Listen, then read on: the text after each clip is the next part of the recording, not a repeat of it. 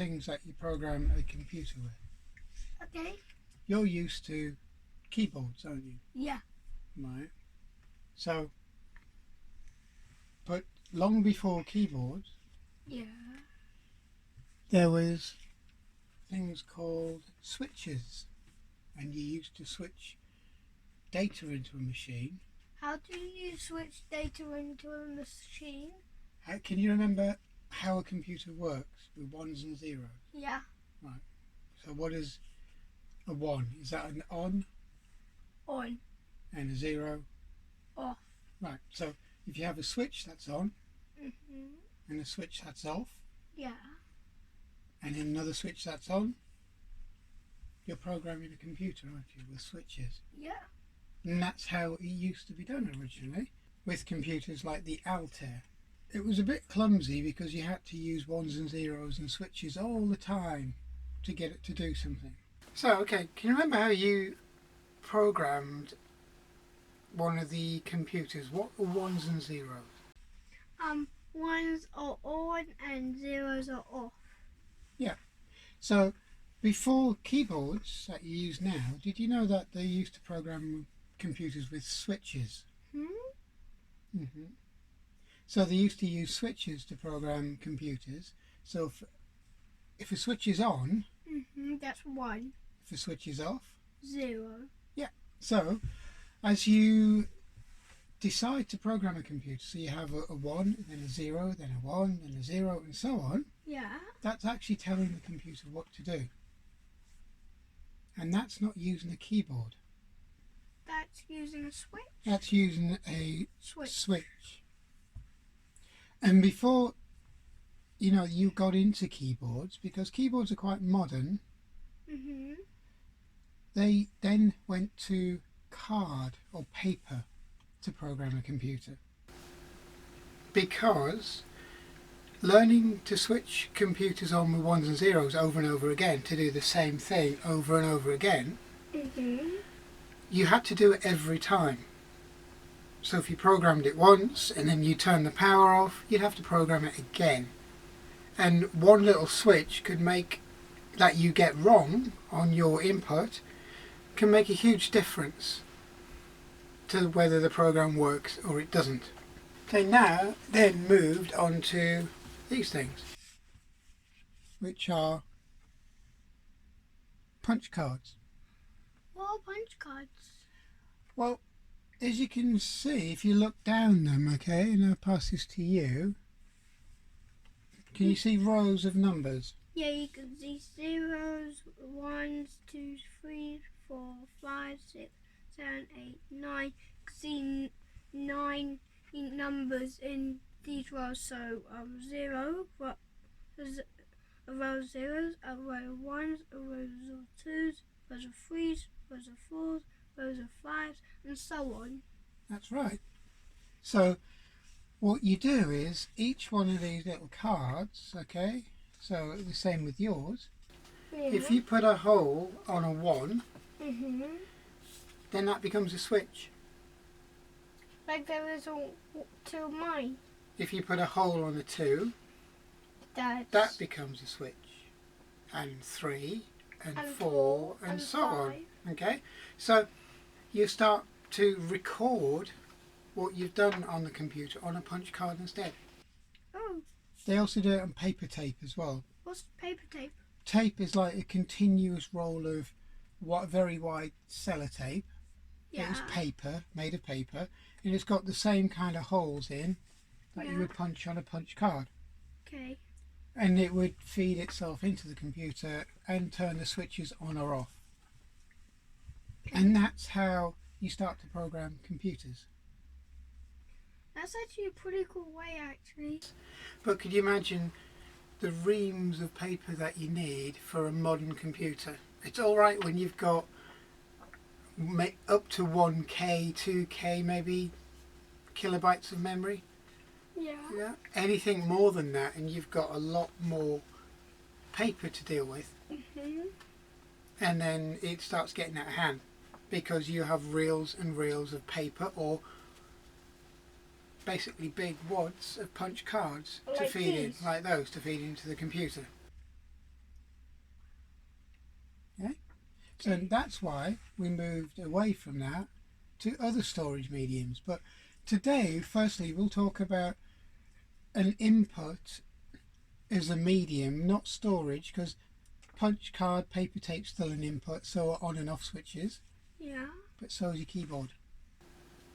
And the keyboard's kind of evolved a lot since we first started building computers. What do you mean by evolving a lot? Well, that's what we're going to show you. We're going to show you how things have improved on a keyboard.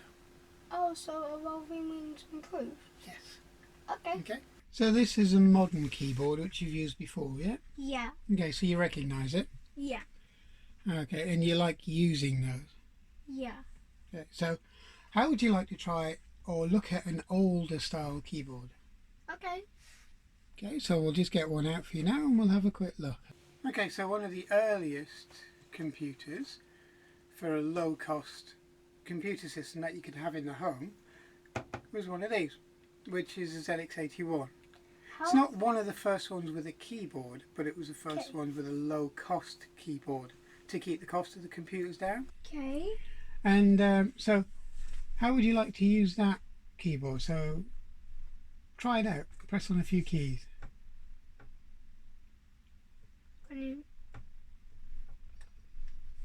What do you think of that? Feels actually kind of weird because you can't even feel them. You don't even know if they're going to type in. No. Because they're not going to go down. No. Like one of these right here. No. You can know they're going to go down. Right. So it's called a membrane keyboard. Okay. And as you can see, it's got a few other symbols on each key. Yeah. So the P does print, P, inverted commas, and tab all in one key. So it's quite complicated to use.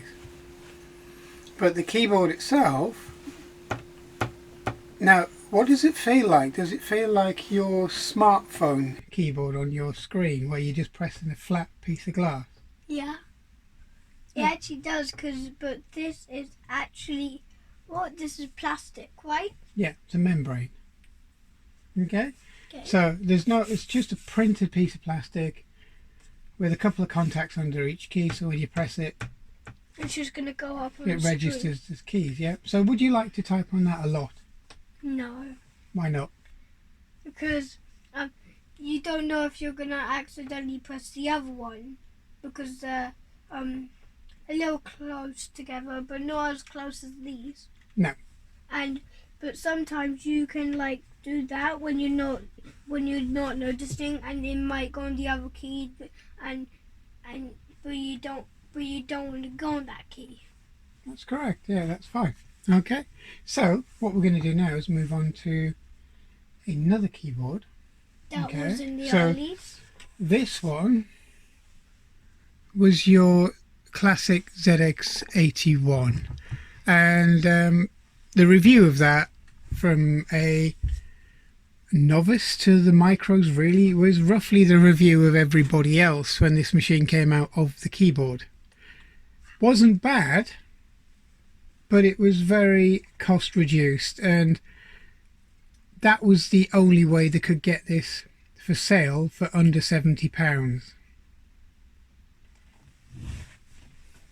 And it's really tiny for a keyboard, actually. That's the whole computer. Wow. Yep. What? Yep. That's a whole flipping computer. Yep, that's the whole computer. Wow. Okay, that's actually pretty cool, because there's these lines like a Commodore. The next keyboard on the list is the Sinclair ZX Spectrum, okay, which is anybody who knows about these keyboards, they know that they're not.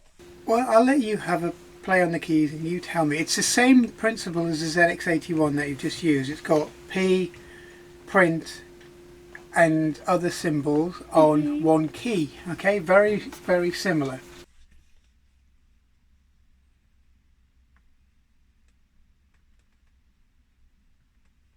Is it better? Yeah, because you know if they're going to come down or not.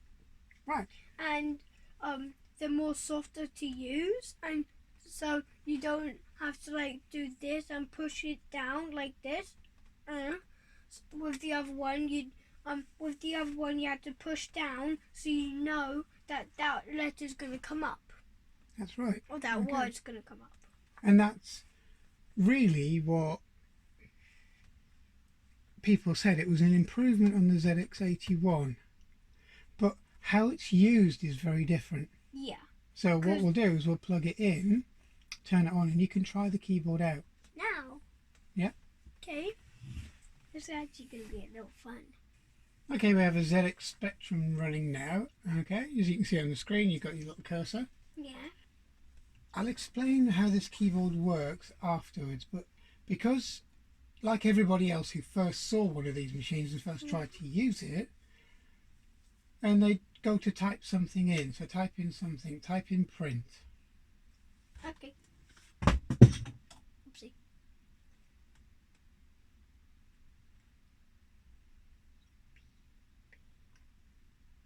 Oopsie. Print. Print. Um, Alright? Yeah. You see how one press of the key does print. You weren't expecting that, were you? Right, okay. So if we do a small program, okay, just type line 10. So 10 space. Is it space? Yep. Print. Inverted commas, those two little bits. It's on the P. No. Delete. It's that and that. So try again. Right, what colour are the inverted commas on the P? Huh? What colour are the inverted commas? Red. Red. So which button's red on there, on the keyboard? It's got mostly red on it. That one. Yep, so press that one, symbol shift, press it down, and now press the P. Now type Marcus.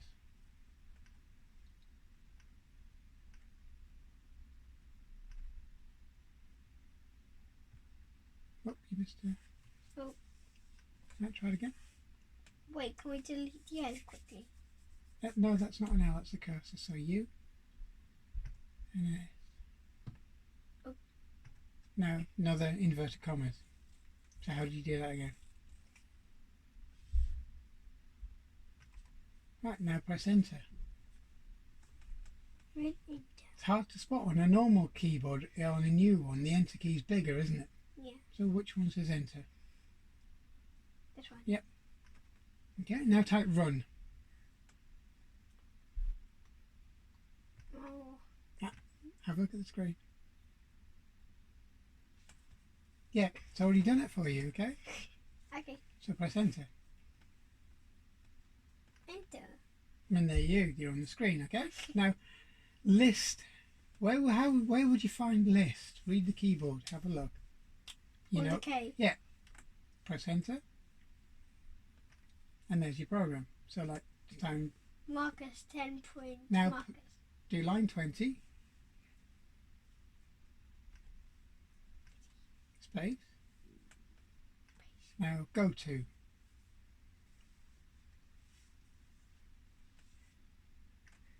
Now 10.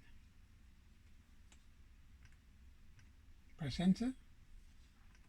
Now run it. Press enter. Maggie. Okay. Scroll. So it says scroll if you want to carry on. So yeah, or no, and it stops it. So you can list it again, okay? Mm-hmm.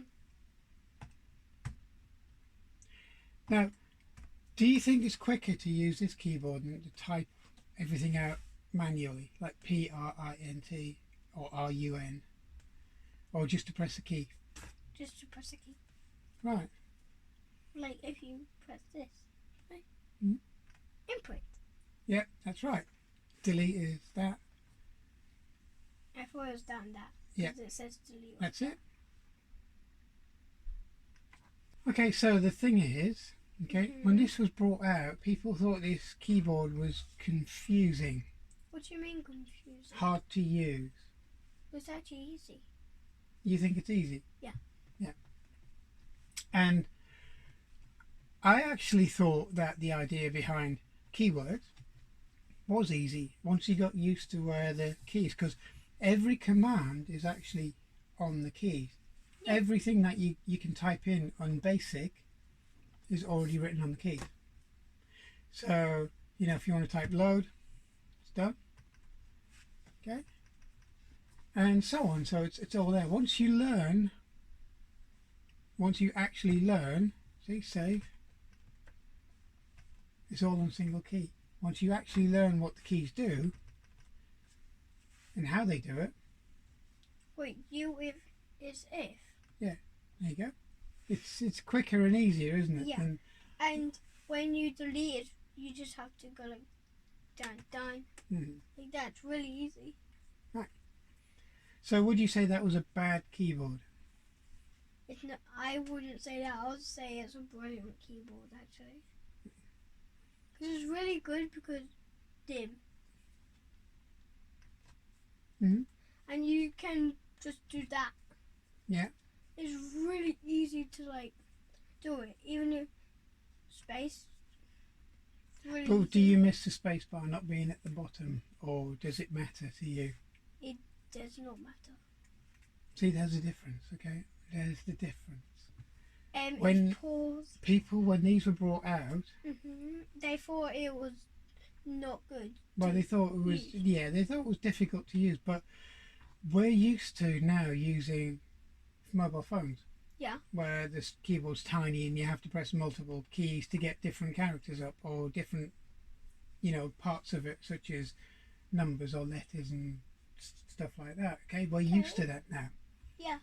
People were generally used to a standard keyboard previously. Yeah, like this. Which meant that, you know, going to something like this was a bit of a shock.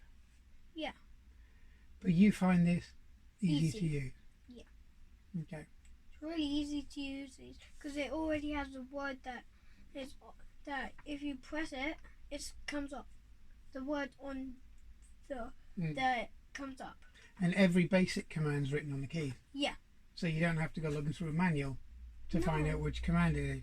No, because like. So if I said to you, type rem, that's quick. And you've never ever used one of these before. Yeah, they're really quick, like. Okay. Quick. Which is really surprising because you've never used a Spectrum before. You've never used this kind of keyboard before. They put the key, the actual commands on the keys like that. Why? Is because to save memory. Because when you type print, doesn't save memory. Each letter that you put on the screen uses memory, so it's a bit each. So print, 5 bits. But if you just press one key, which has the command print on it, it will just take one bit. Just using less. It's using a single. Yeah. Which means it saves memory as well. It says it uses one. It was quite a clever idea. Yeah, but how did they build it? That's different. We'll cover that in a different one, okay? As you progress, okay? But, so you like that keyboard. You think you could type a whole program using that keyboard? I could type like 1 million programs in one day. So far, the two computers, the ZX81, which is out 2 years before the Spectrum. Okay. Okay. In reality, it came out in back end of 1980, early 81. That's why it was called the ZX81. This came out in 82. Okay, and the next keyboard is one of these. What's that? It's one of the handheld devices it's a Scion Series 3. Okay, it's a little PDA device which came out later than the Spectrum and the ZX81. Okay, and it had a small kind of tic-tac style keyboard. Okay, but little tiny plastic keys. If you look at the screen and then try and type your name on it, okay? And let's see how you get on.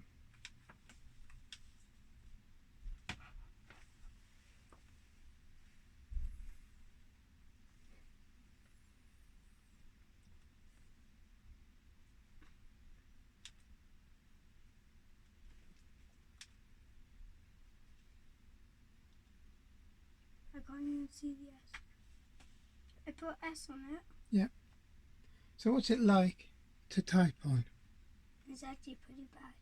Yeah.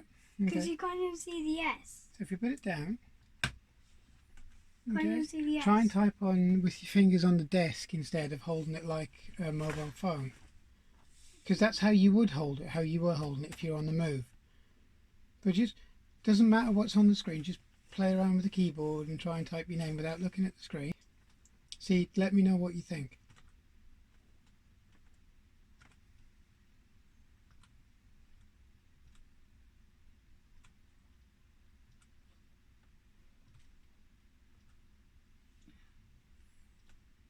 Okay, now how does that keyboard feel? Good. Good? Yeah. Why good? Because it comes up like it's in slow motion and it looks really cool, and when you press it, it just comes up straight away. What's it actually like to type on? It's really soft actually. Right. Now, let's say you were on the move and pick it up and try and type with it. Now, what's it like when you use it on the move? Same.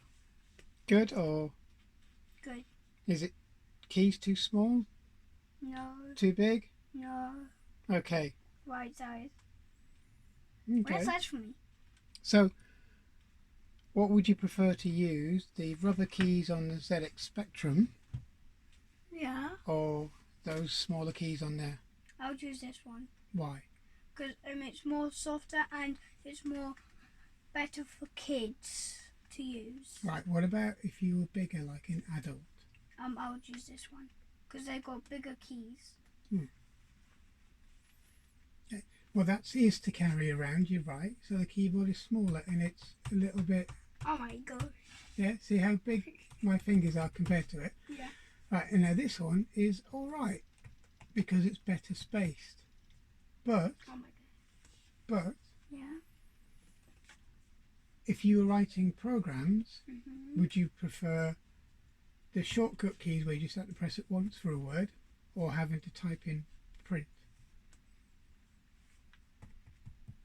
This one. So what about all the commands? There's nothing written on here apart from the alphabet, or everything's written on there that you're ever going to need.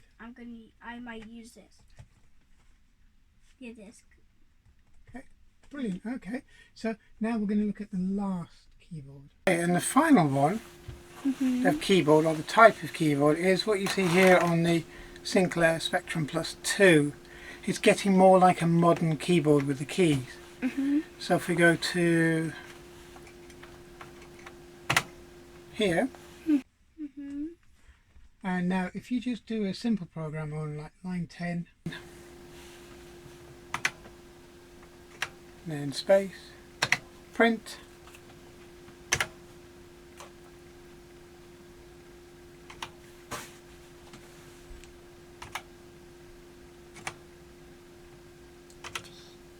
space, inverted commas, and then type in hi, inverted commas, press return, that's it, enter, and then 20, space, go to 10.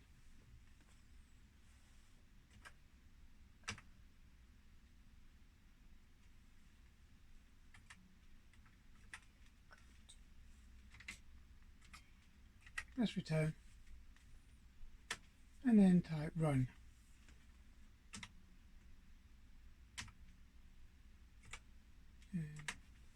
Okay, so there you go, you've got your thing. Well, that keyboard, what did it feel like? So is it the keyboard, is it because you had to type in the commands a letter at a time? So you prefer the original Spectrum? Wait. What if we press? It says run right now. Right. Okay. So you prefer the original Spectrum where you had to type in just One key to get the entire word, yeah? Or 2 keys to get the entire word. Okay. Right. So then it seems that the keyboard isn't really the biggest factor. They all roughly do the same. Yeah. But because of the way the Sinclair machine was done with keywords on the keys, it made it easier for you to program a computer. Yeah. And faster. Yeah. Okay. So which keys do you think felt the best? Was it this or the rubber keyboard? You mean the one that we used before this one? No, the rubber Spectrum keyboard. The rubber Spectrum keyboard. Felt the best? Okay. Was it because it felt the best or was it easier to use? Easier to use and felt the best. Okay. Right, okay. So most people think that these, when you get used to it, yeah, these actually feel the best. Do you know that? No. No? No. But I think because you took to the Spectrum quite easily, because it was easier to type you could only R instead of run, or P instead of print, or G instead of go to, it made it a lot faster for you just starting out. So, but that's how keyboards evolved. They evolved into the things that you've used from switches, which are still keys. Okay. Switching something on or off is still a key, but it's a lot easier to use modern keyboards. Okay. What do you mean by it's a lot easier to use? Well, would it be a lot easier to use modern keyboards like these and even the Spectrum than to have a bunch of switches to turn on and off? Yeah. These. Oopsie. Okay, well done. So that was a look into input technology. It's just basically a look at how things moved on from punch card, switches to keyboards and the differences in keyboards compared to now. And it was quite surprising because I never really intended for this to go in the route it did, in a way, because I was just going to go over the differences in keyboards and how they've developed. But it turned out that quite surprisingly the Sinclair ZX Spectrum was a big hit with today's generation, because they're used to predictive text, they're used to predictive word processors, predictive everything that they try to use and use at school. So the Spectrum keyboard fits more in with today than it did when it was launched in 1982. So in that respect it was way ahead of its time, and for that you've got to give Sir Clive Sinclair and his team a lot of admiration and respect, really, for bringing something out that was so far ahead that the people of the time didn't quite understand it. And you saw how quick a small boy who hadn't seen the Spectrum before got to grips with how the keyboard worked, which was quite fascinating to watch. But I hope you enjoyed this, and I hope you liked our different view on the inside into input devices. This is basically part one of the input side of it. There'll be more on storage and so on in the future, because it would have been quite a long video. So I hope you subscribe, and I hope to see you on this channel in the future. Okay, thank you.